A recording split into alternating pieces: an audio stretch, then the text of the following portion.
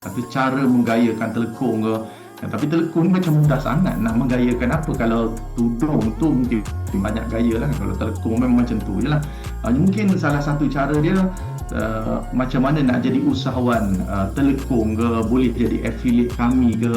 Tu dia punya barang-barang yang kita boleh groom, idea-idea yang kita boleh groom supaya bertambah lagi kita punya value, bertambah lagi kita punya business, bertambah lagi kita punya income masuk ke dalam kita punya perniagaan kita. Itu salah satu benda. Bila kita pakai AI, jangan kita mati kepada kita stuck kepada copywriting saja. Alah, aku guna AI ni untuk tanya masalah anak aku je. Aku pakai AI ni untuk suka-suka. Jadi tak boleh macam tu. Kita kena jadikan AI ini sebagai satu peluang untuk kita tambah duit kita. Macam mana AI ini boleh membantu bisnes aku? Itu perkara pertama lah. Dan saya telah keluarkan 5 tadi tu. Yang pertama, dia memudahkan aku buat copywriting. Bagus. Dia bantu aku buat proposal. Bagus.